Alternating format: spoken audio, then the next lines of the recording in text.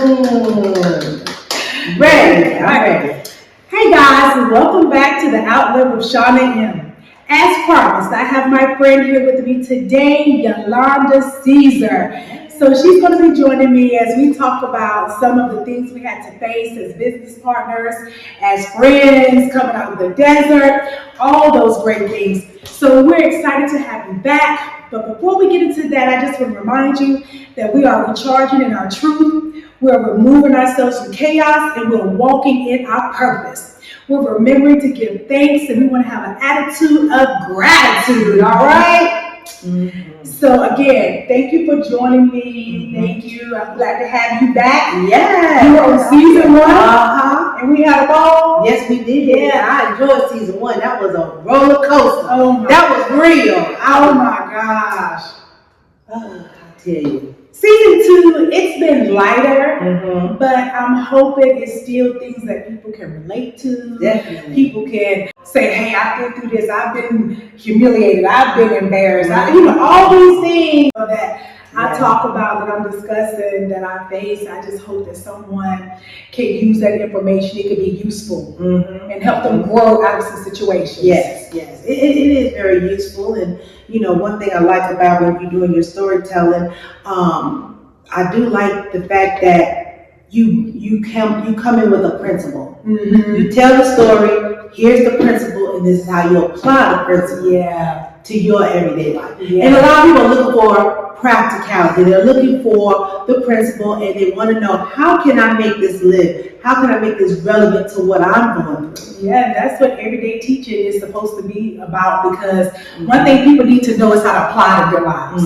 If you're just giving them the need and they ain't telling them how to use it, it's just going to be a challenge. That makes sense, because I was talking to a young lady today right before I got here about that. Really? I understand deep comes in the deep, but if you have people that are not all the way out there in the ocean with you, why are you going to talk about fish in the deep? You need to stay on the shallow. Yeah. Where they at? Yeah. It don't do no good. They can't understand it. They can't use it. They can't eat it. They can't apply it. Exactly. So let's talk about us. Okay. Let's talk about our relationship, how we met, how that came along, and stuff like that. So I told everyone in the last episode we met in licensed practical nursing program, or PN program, because it wasn't licensed at the time. Okay. So that's how we met.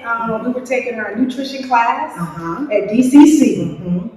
And that's I was sitting in the back of the classroom, and of course, I didn't own any books.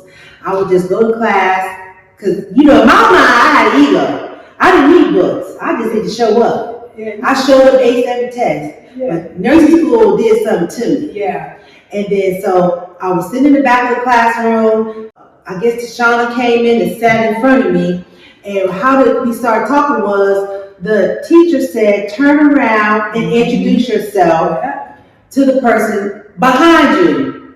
So I was in the back, and Tashana turned around, she started talking to me. And come find out, I was like, you people know my family. And I was like, it was just we just clicked right then and there. We did. And then after that summer, we started nursing school. We weren't really in the same circle in nursing school. I think you had your group, I kind of had a group, and then we came together later with our own group. It was like me, you shared all the. But that's how we met, and that was back in 2000. And was that the 90s? No, honestly, it had to be 94. Yeah, we graduated from there in about 2000. We graduated from RM school in 2003. Oh, okay, so it was in the 90s. Yeah. So we talked about 97, so that's how long we've been friends. That's when our friendship just started. And after nursing school, we just continued to work together. We continued to get together as friends. We hung out. Our children hung out. I used to do her hair. Oh, I used to love going to the shop.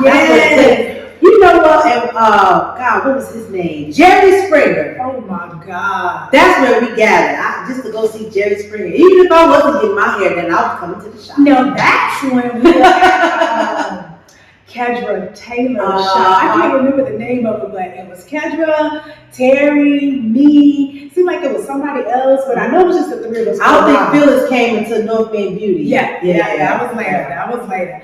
But yeah, so that's the dynamic and the foundation of our friendship. So later on, we went back to RN school. Yeah. Remember when I said, Yolanda, hey, I'm going to RN school. What you doing? Yeah, we went to RN school. And you know what? And I often think about that because I was talking to, matter of fact, I'll never forget it. I was working at Riverside. I don't know if I told you this or not. Probably did.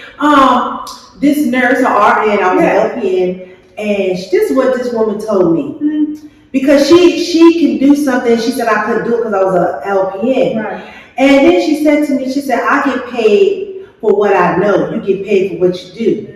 I said, oh, I want that. Yeah. I could have been offended, but why was I going to be offended? Yeah. I need you to do that. Yeah, I want to get paid for what I know, not just for what I do. Yeah. Saw those nursing students in there, and I said, what school y'all go to? That's when they told me. I said, I'm going. So we went to RN school together. After RN school, we then kind of went our own separate ways and finding jobs and working and different things. But our friendship has always been there. We've always gotten together. We've always hung out. We've always got our children together. So then came the business opportunity. And so I was explaining to the viewers that I was going to kind of let you share your side of the story when it came to us becoming business partners. You had asked me, Pastor was talking about entrepreneurship. Me and everybody in the church, we were starting all kinds of businesses, doing all kinds of things. I had a flower arrangement. I was doing all kinds of stuff. I was selling flower arrangements, doing acrylics, taking them to the job at work. I used to work at Baptist Hospital at that time when you had asked. And so I just knew that, God wanted me to be an entrepreneur. My first entrepreneur job, business, I was 14 years old. I sold Mason shoes. That was my first employment, was employment to myself. I knew that I had to be somewhere was when I was working at Craddock & Terry right out of high school. I got pregnant with my daughter and I was sick. And I couldn't make money because it was production. And I remember saying, Lord, I need to be able to make money whether I'm sick or not, whether I'm present or not. And from that moment, God put me on the path to make sure that happened. Everything that, any internal vows that I had and that I lived by, God ensured that my path was structured to be that way. So, he was like, let's go start business. I said, okay, that's fine. And we did Virginia. And I just remember the drive when we went to Richmond because,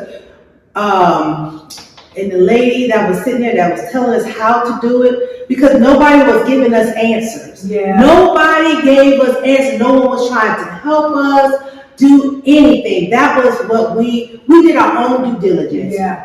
And I think people forget that's something you have to do when you start a business. People are not going to want to give you anything. You have to do your own due diligence. Step out on your own. You have to put that work in. But what I will say is the reason why I wanted to do Virginia is because it was so much fraud. In North Carolina, So I was like, no, let's go to Virginia because I feel like I can have the support, a family, that's where we're from, and different things like that. So that's the reason why I wanted to do Virginia. In the business, what do you think about some of the struggles I talked about? Oh, God, we didn't know anything. We were just two nurses. I will say this, looking back at, I didn't see the episode. A lot of things came to my memory. A lot of the struggles that we had would not have happened if we had already knew how to structure a business, such as we did not have an operating agreement. We could not have executed an exit plan because we never had an operating agreement. Thank God me and you were friends, and because dealing, with other agencies and other clients and other people with partnerships, It is not pretty. Yeah. What we had, we not knowing, Yeah. us having to go out and research this together, us having to go out and get clients. We didn't know I didn't know how to market.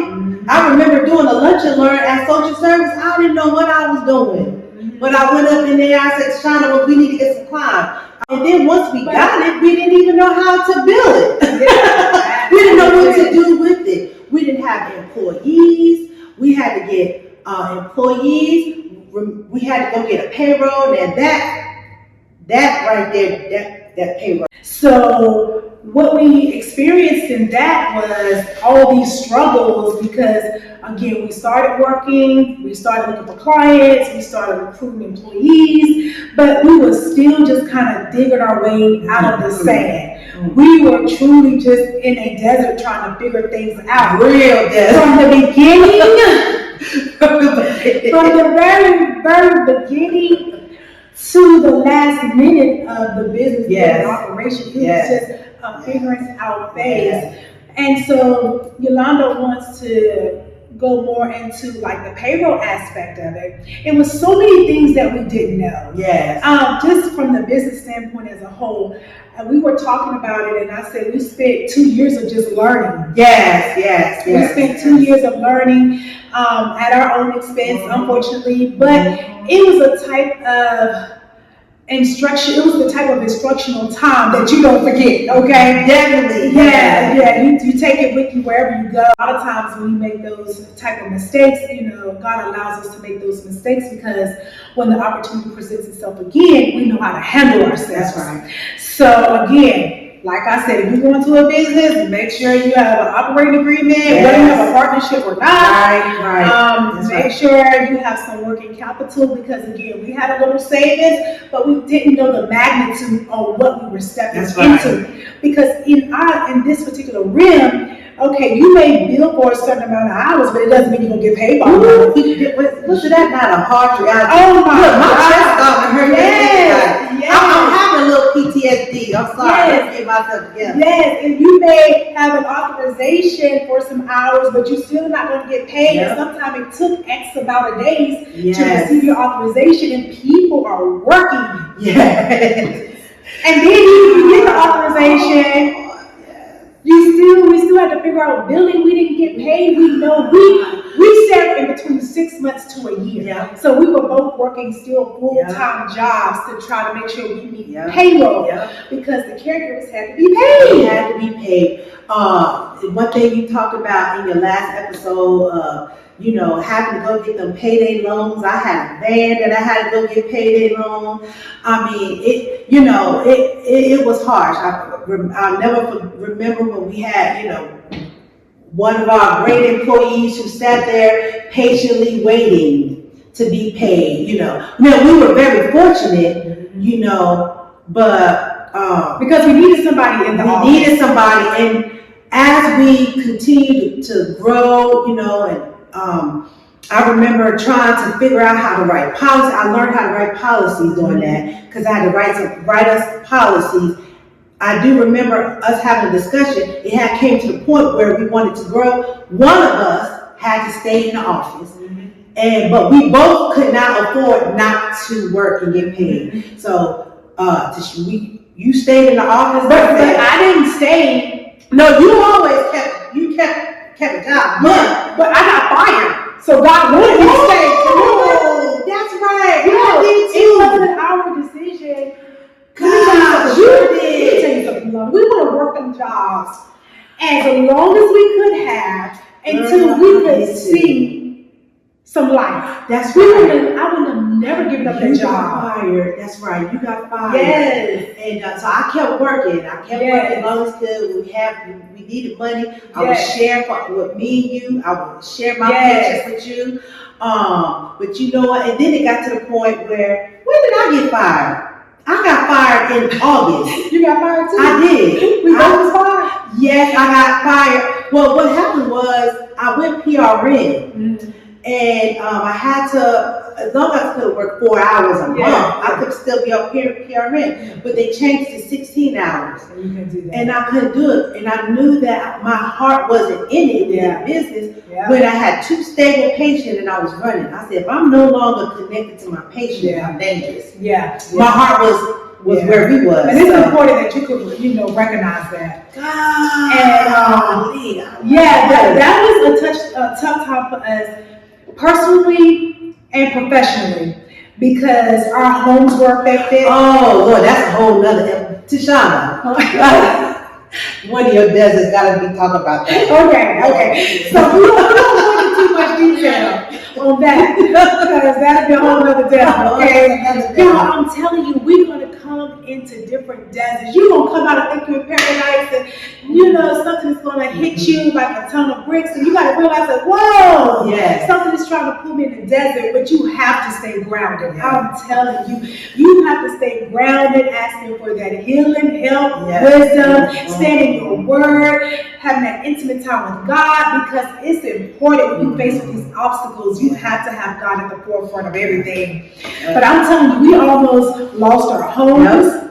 We almost lost our vehicles. I mean, we were in the struggle, guys. We were in the trenches, and we could not figure it out. So we're struggling personally. We're struggling professionally. We're trying to figure this thing out. As soon as we feel like we got a little bit, that's when something with his. Remember, we had a DEC audit. We had no idea why. But if you think back now, I know why they did the audit. Right. And you know what? This just made me think about something.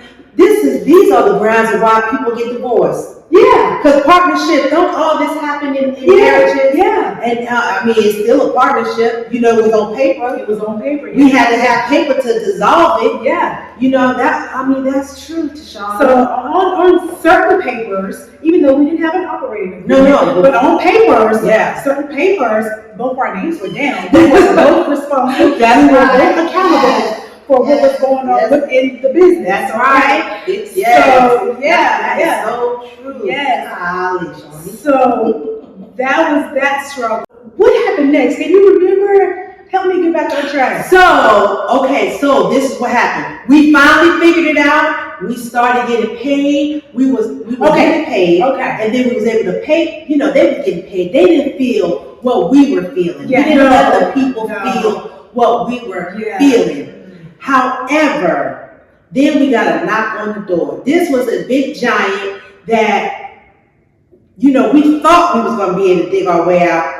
I thought, because, matter of fact, at the time, I'm an idealistic. Tashana's always been a realistic. That's how we balance each other out. Where I may become grandiose at times, she's very grounded. Nope, Ilana, come back. Yeah. And this situation occurred. No, this situation occurred after we had been in business almost a year and a half. Yeah, it came that January. Yeah, almost a year and a half, because I know we had accumulated a significant amount of debt. Yes. So it had to be a year and a half, a little close to 2. It was 2. It happened that January. Yes.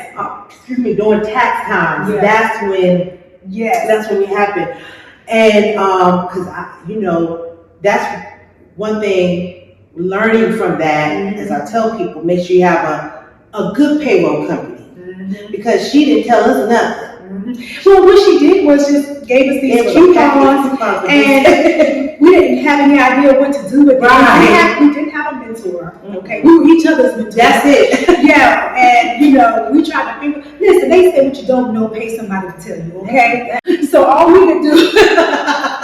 And the internet was not internet like that. So, but what we did was we just put those coupons to the side, and the penalties and interest, they just kept accruing. The bills continued to grow, and it just started building up a mountain that we didn't even know we was about to be faced with. Right. We had no idea. That's right. This was going to come knocking at our door, and when she said it was a giant, my goodness, it was a giant. So that giant took us out. It did. It took us out. It took us out. And so that gets us to the point where we were tested. Yes. That gets us to the point where we're tested because, I'm seeing everything that's happening around us. I'm looking at my friend and I'm like, friend, we have to do something. This cannot continue on. My friend like, no. And I was determined, like, no, we're going to make it through. We're going to hold on. We're going to make it through and we're going to make it through. And I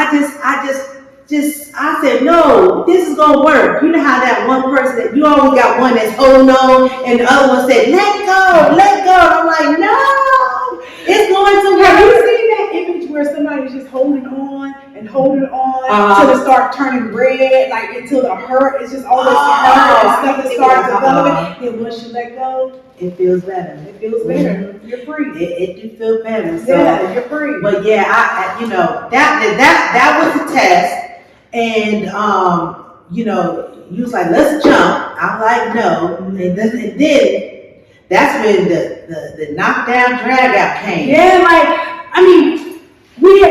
I had attempted to have multiple conversations with her. Would you agree? Yes. Okay. I attempted to have multiple conversations with her, but I just kept meeting resistance. It got to the point where we working in the same office and we not even speaking. Yes. Yeah. Oh yeah. How you not gonna speak to me?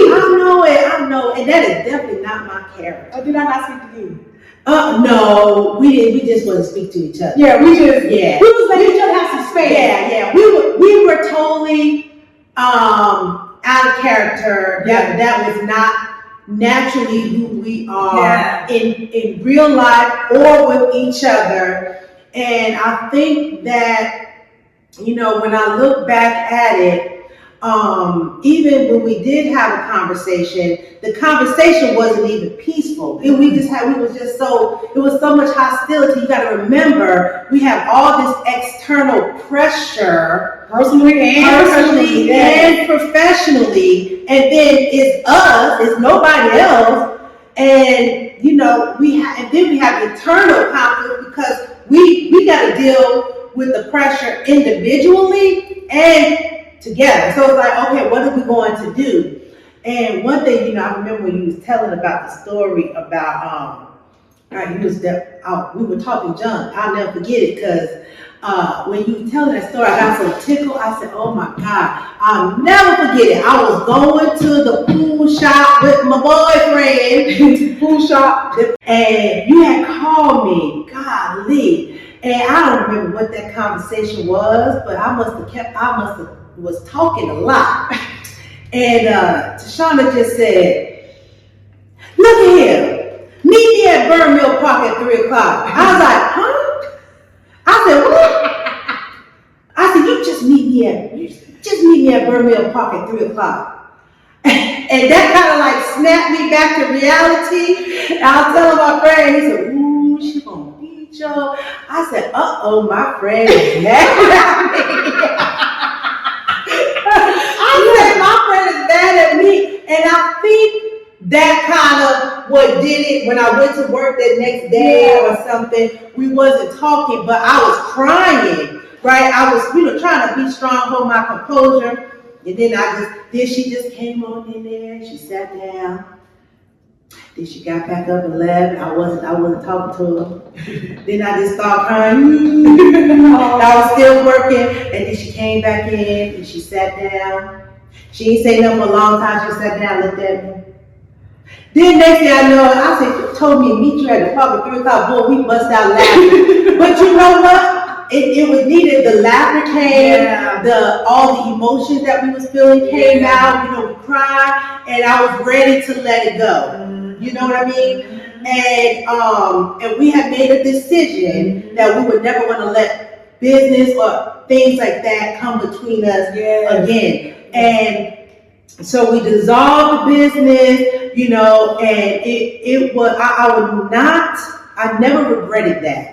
Because that was an experience that was ordained by God for us to go through, because it set us on to become very, very successful in our projected businesses. Oh yeah. Like that very first year, we made money. Yeah. That's why I said In the previous episode, we were in the desert together, and because we were in the desert together, we felt a little sense of comfort because we had one another. We had one another. Yeah, and we shared a lot of the same struggles. Mm-hmm. But God said it's time for you to walk your own path, and we were so codependent on one another that we had to be separated because God was taking her someplace and God was taking me someplace. But we could not allow the separation to destroy the foundation of our friendship. Right, exactly. It could not destroy the foundation of our friendship. And so when we stepped out of that business as partners, we stepped out in our own individual deserts, which it definitely felt like a desert because I was alone. I was trying to figure it out, and what is this going to look like moving forward? But we were so precise about how we did things that we didn't even know or realize we were setting ourselves up for greatness. We was. That's correct. And that whole situation that we went through was just a season of God trying to educate us, improve us, elevate us in ways. He stretched us in ways we never thought we would be stretched in. I'm talking about to the point where it was residual stretching 5 years later. Remember? Yes. I'm telling you, once we learn how to face those challenges, once we learn how to operate in our businesses in a whole different stance, it set us up to be great. It set us up to walk into our next with God on our side, trusting God. We developed a new trust for God because, again, we had been so dependent on one another. We like, girl, we got to pray. But we did. But when we were individual, we're like, God, please. You got to help me through this. And so I thank God for our journey together. And I thank God for our individual journeys. And we have learned so much along the way. We've been able to maintain our friendship. Here we are. I said 20 years in the first video, but here we are about 27 years later. My best friend of almost 30 years. So this was something that God wanted us, this experience, He wanted us to have that experience together so we could go into our next and be, see, we balance each other. We do. And so we balance each other then, we balance each other now because we still pulling one another. She's in her industry and I'm in my industry. But because we both have a sense of business, we can pull on each other, we can brainstorm with each other. What do you think about this? What do you think about that? I'm gonna do this, I'm gonna do that. What do you think? And so we can have those conversations and still be successful in those areas. And I'm thankful for my friend. I'm thankful for my friend too. And be supportive of one another. I just feel like we have too many people externally telling you no or telling you can't do it, but you should have, your circle should be there to support you, to cheer you on, to lift you up, and to say you can do it, you can go, you got this, and I just thank God, like I said, I just thank God that we experienced that together. Just imagine if it was somebody else that didn't have integrity towards each other. That would not be, that's not good. But God had mercy on me and He had mercy on her that He allowed us to do that together. Because we were integral. We were able to come together. So you could be successful. And so I could be successful. So that's where the integrity comes in. How can we do this together? And go our separate ways. How can we dissolve that, maintain our friendship, and set each other up for potential success? That's exactly right. Really, that's how large companies, they do it too. They come together. They start out with partnerships, incorporations, and then as they grow, they break off. They sure do. And then, one thing I have learned in business is when it's time to let go, let it go. Never wait till it's too late to let something go. just let it go. You gotta let it go. Yeah. You gotta let it go, and you'll see the signs very early. Mhm. You'll see the signs very early. Again, have your exit strategy in place, so when it's time to jump ship or time to retire, time to sell, whatever it is, you have something in place and something that you're working toward. We both have been successful business owners, almost 20 years now, 17 to 20 years. So I'm very thankful for that. If you think about the combined time where we started our first business and everything. So all that counts. Nothing's wasted. Yeah, all that counts. So I hope you guys enjoyed having Yolanda on this episode with me. We just really want you to value your friendships, value, your businesses, value your profession, anything that's important to you. It's going to be worth working towards, whether that's your friendship, whether it's your business, but you have to still know when to let go, okay? So we want to make sure that we tell you to have working capital, make sure you have an operating agreement, make sure in that operating agreement you have an exit strategy, and just make sure you follow the rules and regulations. If you have questions, ask. It's so many tools now that can help you.